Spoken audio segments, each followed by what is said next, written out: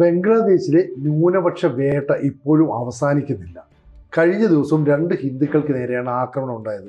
ഒരാളെ വെടിവെച്ച് കൊന്നു, മറ്റൊരാളെ പെട്രോൾ ഒഴിച്ച് കത്തിച്ചു. ജീവന് വേണ്ടി ഇപ്പോൾ അയാൾ ആശുപത്രിയിൽ മല്ലിടുന്നു എന്നുള്ള വാർത്തയാണ് പുറത്തു വരുന്നത്. എന്താണ് ബംഗ്ലാദേശിൽ വീണ്ടും വീണ്ടും ഇത്തരത്തിലുള്ള പ്രകോപനത്തിന് അവർ ശ്രമിക്കുന്നത്? ഇന്ത്യയാണോ ടാർഗറ്റ്? അതായത് അവിടെ ജമാഅത്തെ ഇസ്ലാമിയുടെ ഭരണമാണ് ഇപ്പം നടന്നുകൊണ്ടിരിക്കുന്നത്. യൂനുസിനെ അവർ പ്രതിഷ്ഠിച്ചിരിക്കുകയാണ്. യൂനുസിനെ പ്രധാനമന്ത്രിയാക്കാനായിട്ട് അവർക്ക് സൗകര്യമില്ല. അപ്പോൾ അതുകൊണ്ട് മുഖ്യ ഉപദേശി എന്ന് പറഞ്ഞിട്ട് ജമാഅത്തെ ഇസ്ലാമി അയാളെ അവിടെ കസേരയിൽ ഇരുത്തിയിരിക്കുന്നു. അയാൾക്ക് മര്യാദയ്ക്ക് ഒരു ഔദ്യോഗിക വസതിയോ ഒന്നും കൊടുത്തിട്ടില്ല, ഒരു ഗസ്റ്റ് ഹൗസിൽ താമസമൊക്കെ ആയിട്ട് അങ്ങനെ കഴിഞ്ഞു പോകുന്നു. അപ്പോൾ ഇന്ത്യ വലിയ നയതന്ത്രമാണ് കഴിഞ്ഞ ദിവസങ്ങളിൽ കാണിച്ചത്. നമ്മുടെ വിദേശകാര്യമന്ത്രി ജയശങ്കർ പോയിട്ട് മോദിയുടെ ഒരു അനുശോചന സന്ദേശം താരിഖ് റഹ്മാനെ ഏൽപ്പിച്ചു.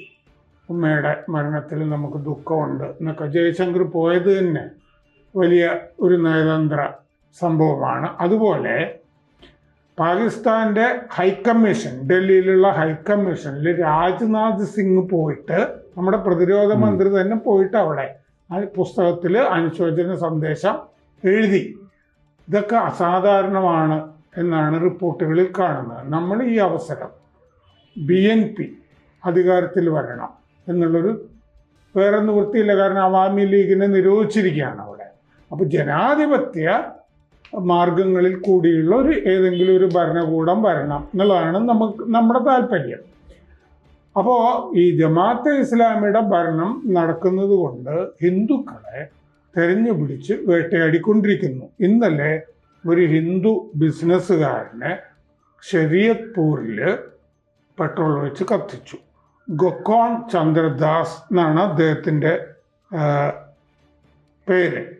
അപ്പോൾ ഈ പുതുവത്സര തലേന്ന് രാത്രി ആണ് ഇത് ചെയ്തിരിക്കുന്നത്. അദ്ദേഹം കിയോർ ഭംഗയിൽ ഒരു ഫാർമസി നടത്തുന്ന ആളാണ്, ഫാർമസി ബിസിനസ്സിൽ.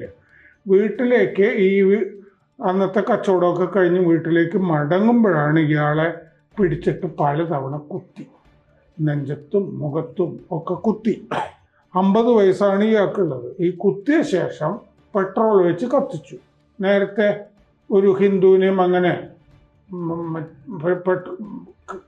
മരത്തിൽ കെട്ടിത്തൂക്കി പെട്രോൾ ഒഴിച്ച് കത്തിച്ചല്ലോ, അത് ആവർത്തിക്കാം എന്ന് വിചാരിച്ചിട്ടാണ് പെട്രോൾ ഒഴിച്ച് കത്തിച്ചത്. ഇദ്ദേഹം എന്ത് ചെയ്തു എന്ന് വെച്ച് കഴിഞ്ഞാൽ അവിടുന്ന് ഓടി ഒരു കുളത്തിൽ ചാടി. ഇദ്ദേഹം കുളത്തിൽ ചാടിക്കഴിഞ്ഞപ്പോൾ നാട്ടുകാരൊക്കെ ഓടിക്കൂടി ഈ കുളത്തിൽ നിന്നെടുത്ത് അദ്ദേഹത്തിനെ ആശുപത്രിയിലാക്കുകയാണ് ചെയ്തത്. ആദ്യം ഒരു ചെറിയ ആശുപത്രി കൊണ്ടുപോയി, ഇപ്പോൾ ധാക്ക മെഡിക്കൽ കോളേജ് ആശുപത്രിയിൽ അദ്ദേഹം മരണത്തിനോട് മല്ലടിക്കുന്നു. മുഖം, വലതു കൈ ഒക്കെ പൊള്ളി ഏറ്റവും ഈ വല്ലാത്തൊരു സ്റ്റേജിലാണ് അദ്ദേഹം ഉള്ളത്. ഈ കട കൊള്ളയടിക്കാനായിട്ട് ഒരു സംഘം എത്തി. അപ്പോൾ അതിൽ ഒരാളെ ഈ ദാസ് തിരിച്ചറിഞ്ഞു കഴിഞ്ഞപ്പോൾ പിന്നെ പോലീസിന് പറഞ്ഞു കൊടുക്കാൻ പറ്റുമല്ലോ. അങ്ങനെയാണ് അവര് ആക്രമിച്ചത്. ഈ കഴിഞ്ഞ ഏതാനും ദിവസങ്ങൾക്കിടയിൽ ആക്രമിക്കപ്പെടുന്ന 4ാമത്തെ ഹിന്ദു ആണ് അദ്ദേഹം. ഇതിനു മുമ്പ് മൈമൺസിംഗില് ബജേന്ദ്ര ബിശ്വാസ് എന്ന് പറഞ്ഞ ഹിന്ദുവിനെ ആക്രമിച്ചിരുന്നു അവര്. അപ്പോൾ ഇദ്ദേഹം ഈ ബജേന്ദ്ര ബിശ്വാസിനെ 2 ദിവസം മുമ്പ് ആണ് ആക്രമിച്ചത്. ആഭ്യന്തര വകുപ്പിന് കീഴിലുള്ള അൻസർ എന്ന് പറഞ്ഞ അർദ്ധ സൈനിക വിഭാഗത്തിലെ അംഗമാണ് അദ്ദേഹം. അപ്പോൾ തിങ്കളാഴ്ച വൈകിട്ടാണ് അദ്ദേഹത്തിനെ ആക്രമിച്ചത്. സുൽത്താന സ്വെറ്റേഴ്സ് എന്ന് പറഞ്ഞ കമ്പനിയിലാണ് ജോലി, മെഹ്റാബാഡയിൽ. 40 വയസ്സാണ്. അപ്പോൾ സെക്യൂരിറ്റിക്കായി അവിടെ 1/2 ഡസൻ അൻസാർ അംഗങ്ങളെ, അൻസാർ എന്ന് പറഞ്ഞ സംഘടന ആഭ്യന്തര വകുപ്പിൻ്റെ കീഴിലുള്ള സെക്യൂരിറ്റി സംഘടനയാണ്. 1/2 ഡസൻ അൻസാർ അംഗങ്ങൾ ഈ തുണി ഫാക്ടറിയിൽ സെക്യൂരിറ്റി ജോലി ചെയ്യുന്നുണ്ട്. ഇയാളുടെ സഹപ്രവർത്തകനായ നോമിയാൻ മിയ എന്ന് പറഞ്ഞ മുസ്ലിം സഹപ്രവർത്തകനാണ് ഇയാളെ വെടിവെച്ചത്. അയാളും അൻസാർ അംഗമാണ്. അയാളെ അറസ്റ്റ് ചെയ്തിട്ടുണ്ട്. ഇത് അപകടത്തിൽ സംഭവിച്ചതാണെന്നാണ് ഔദ്യോഗിക വേർഷൻ. ഈ വെടി, നിന്നെ ഞാൻ വെടിവെച്ചാൽ നീ എന്ത് ചെയ്യും, നീ സഹപ്രവർത്തകൻ ചോദിച്ചു എന്ന്. എന്നിട്ട് കാഞ്ചി ഇങ്ങനെ വലിച്ചപ്പോൾ അബദ്ധത്തിൽ വെടിപൊട്ടിയതാണ് എന്നാണ് ഔദ്യോഗിക ഭാഷ്യം. അപ്പോൾ ഇവരടുത്തടുത്ത് ഇരുന്നിരുന്ന ആളുകളാണ്. അപ്പോൾ ഇടത് തോളിൽ വെടിയേറ്റു ആദ്യം, പിന്നെ ആണ് ഈ തലയിലും ഒക്കെ വെടിയേറ്റത്. ഇത് നോർത്ത് സെൻട്രൽ ബംഗ്ലാദേശിലാണ് ഈ സംഭവം. ഇതല്ലാതെ കഴിഞ്ഞ ദിവസങ്ങളിൽ ദിബു ചന്ദ്രദാസിനെ കൊന്നിരുന്നു. ദിബു ചന്ദ്രദാസിനെയാണ് ആ മരത്തിൽ കെട്ടിത്തൂക്കിയത്. 28 വയസ്സുള്ള അദ്ദേഹം തുണി ഫാക്ടറിയിലാണ് ജോലി ചെയ്യുന്നത്. പൈനിയർ നിറ്റ് വെയേഴ്സ് എന്ന് പറഞ്ഞ ബലൂക്ക എന്ന് പറഞ്ഞ സ്ഥലത്ത്. പിന്നെ അമൃത് മൊണ്ടൽ എന്ന് പറഞ്ഞ ഹിന്ദുവിനെ ഇതുപോലെ തന്നെ ആക്രമിച്ചിരുന്നു. അത് രാജ്ബാഡി എന്ന് പറഞ്ഞ സ്ഥലത്താണ്. അപ്പോൾ ഹിന്ദുക്കൾക്കെതിരായ വേട്ട, ഹിന്ദു വേട്ട അവിടെ നിരന്തരം. ഹാദി എന്ന് പറഞ്ഞൊരാൾ കൊല്ലപ്പെട്ടിരുന്നല്ലോ. ഹാദിയെ കൊന്നത് കരീം എന്ന് പറഞ്ഞൊരാളാണെന്ന് പറഞ്ഞിരുന്നു. കരീം ദുബായിൽ പൊങ്ങി. കരീം പറഞ്ഞു, ഞാനൊന്നുമല്ല ഹാദിയെ കൊന്നത്, ജമാഅത്തെ ഇസ്ലാമി തന്നെയാണ് അയാളെ കൊന്നത് എന്ന് പറഞ്ഞിട്ടുണ്ട്. അപ്പോൾ ഇന്ത്യയിലൊന്നും, മേഘാലയയിലേക്ക് കടന്നിരുന്നു ഹാദിയെ കൊന്ന ആളുകളിൽ നിന്നും അവിടെ മാധ്യമങ്ങൾ പറഞ്ഞിരുന്നു. ഇന്ത്യയിലേക്കൊന്നും ആരും കടന്നിട്ടില്ല. ആളിപ്പോൾ ദുബായിലാണ് ഈ കൊലയാളി ഉള്ളത് എന്നാണ് മാധ്യമങ്ങൾ പറഞ്ഞത്. കൊലയാളി 2 വീഡിയോ ചെയ്തു, ഞാനല്ല ചെയ്തത്, ജമാഅത്തെ ഇസ്ലാമിയാണ് ചെയ്തതെന്ന്. എന്ന് പറഞ്ഞാൽ എല്ലാം ചെയ്യുന്നത് ജമാഅത്തെ ഇസ്ലാമിയാണ്. ജമാഅത്തെ ഇസ്ലാമിയുടെ കൈകളിൽ അല്ലെങ്കിൽ അതിൻ്റെ കരാളഹസ്തങ്ങളിൽ അമർന്നു പോയ ഒരു ജനതയാണ് ബംഗ്ലാദേശ് എന്ന് പറയുന്നത് ഇപ്പോൾ. കാരണം കലാപം അവർ ക്യാമ്പസിൽ സൃഷ്ടിക്കുന്ന സമയത്ത് എനിക്ക് തോന്നുന്നത് ഒരു വിപ്ലവമാണ് എന്ന് വ്യാഖ്യാനിച്ച കേരളത്തിൽ ജമാഅത്തെ ഇസ്ലാമിയാണ്. ബംഗ്ലാദേശിൽ വലിയ ക്യാമ്പസ് വിപ്ലവം നടക്കുകയാണ് എന്ന് ജിഹാദാണെന്നാണ്. അതെ, അത് ഞാൻ പറയുന്നത്. അപ്പോൾ അതിൻ്റെ പിന്നിൽ അവർ ശക്തമായ രീതിയിൽ പ്രവർത്തിക്കുന്നത് മാത്രമല്ല, ആ കലാപം കഴിഞ്ഞതിന് ശേഷം ജയിലുകളെല്ലാം തുറന്ന് ജമാഅത്തെ ഇസ്ലാമിയുടെ എല്ലാ തടവുകാരെയും പുറത്തു വിട്ടിരുന്നു. അപ്പോൾ അവരാണ് യഥാർത്ഥത്തിൽ ഇപ്പോൾ ബംഗ്ലാദേശ് ഭരിച്ചുകൊണ്ടിരിക്കുന്നത്. അപ്പോൾ എന്തുകൊണ്ട് നമ്മുടെ വിദേശകാര്യമന്ത്രി ജയശങ്കർ അവിടെ പോയി എന്ന് ചോദിച്ചാൽ അസാധാരണമായിട്ടുള്ള ഒരു ദൗത്യ നിർവഹണത്തിൻ്റെ ഭാഗമായിട്ടാണ്. കാരണം നമ്മളുടെ താല്പര്യം ഈ ജമാഅത്തെ ഇസ്ലാമി അല്ല അവിടെ അധികാരത്തിൽ വരേണ്ടത്. അവിടെ ഒരു ജനാധിപത്യ സർക്കാർ വരണം, BNPയുടെ നേതൃത്വത്തിൽ സർക്കാർ ഉണ്ടാകുകയും ഇന്ത്യയും ബംഗ്ലാദേശും തമ്മിലുള്ള ബന്ധം പഴയതുപോലെ സൗഹാർദ്ദകരമായി മാറ്റി തീർക്കണം എന്നുള്ളതാണ്.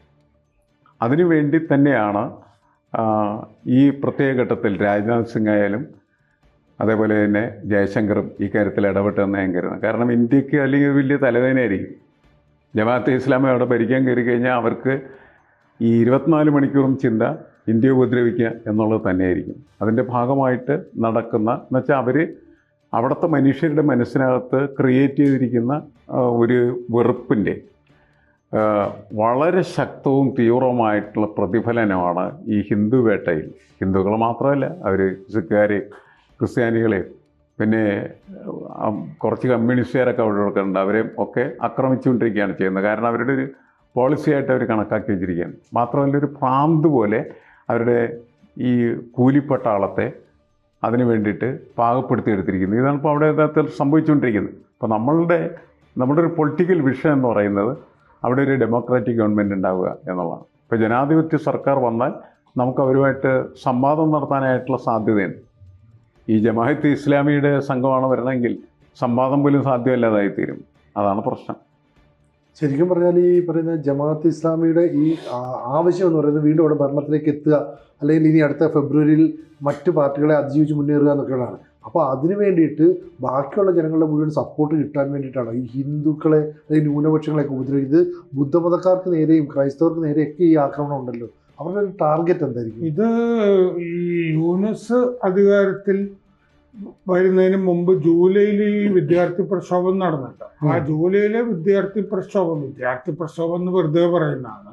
ജമാഅത്തെ ഇസ്ലാമിക്കാരാണ് വിദ്യാർത്ഥികളുടെ വേഷത്തിലൊക്കെ ഉണ്ടായിരുന്നത്. അപ്പോൾ അത് വിദ്യാർത്ഥി പ്രക്ഷോഭം എന്ന് പറയുന്നത് തെറ്റാണ്. ജമാഅത്തെ ഇസ്ലാമി പ്രക്ഷോഭം ജൂലൈയിൽ നടന്ന ജമാഅത്തെ ഇസ്ലാമി പ്രക്ഷോഭ കാലത്തും ഹിന്ദുക്കൾ ആക്രമിക്കപ്പെട്ടു, ക്ഷേത്രങ്ങൾ ആക്രമിക്കപ്പെട്ടു. പിന്നെ ഹരേ കൃഷ്ണ പ്രസ്ഥാനത്തിൻ്റെ സന്യാസിയൊക്കെ പിടിച്ച് തടവിലൊക്കെ ആക്കി. അയാൾക്ക് വേണ്ടി വാദിക്കാൻ പോയ വക്കീലിൻ്റെ കാല് തല്ലി ഒടിച്ച് അയാൾ ആശുപത്രിയിലായി. അങ്ങനെ വക്കീൽമാർ, ഹിന്ദുക്കൾക്ക് വേണ്ടി വക്കീൽമാർ ഹാജരാക്കാൻ പറ്റാത്ത സാഹചര്യവും അവിടെ ഉണ്ടാക്കി. ഇപ്പം അത് ഫെബ്രുവരി 12 തെരഞ്ഞെടുപ്പാണ്. തെരഞ്ഞെടുപ്പ് നടത്തിയേ പറ്റൂ എന്ന് അമേരിക്ക യൂനുസിനോടും ജമാഅത്തെ ഇസ്ലാമിയോടും പറഞ്ഞിട്ടുണ്ട്. അല്ലെങ്കിൽ ഈ ഹാദിയെ കൊന്നതുമൊക്കെ ഇപ്പോൾ ഒരു കലാപം അവിടെ ജമാഅത്തെ ഇസ്ലാമി നടത്തിക്കൊണ്ടിരിക്കുന്നത് തെരഞ്ഞെടുപ്പ് കുറച്ച് കാലത്തേക്ക് നീട്ടിവെച്ച് കിട്ടാനാണ്. കാരണം അമേരിക്കയിൽ നടന്നൊരു സർവേയിൽ BNP അധികാരത്തിൽ വരും എന്ന് കണ്ടിട്ടുണ്ട്. 4% വ്യത്യാസം ജമാഅത്തെ ഇസ്ലാമിയേക്കാൾ മുന്നിലാണ് BNP. മാത്രമല്ല ഇപ്പോൾ ഖലീദാസിയ മരിച്ചല്ലോ, അതിൻ്റെ വേണമെങ്കിൽ ചെറിയ തോതിലൊരു സഹതാപോ ഒക്കെ ഉണ്ടായി എന്നൊക്കെ വരാം.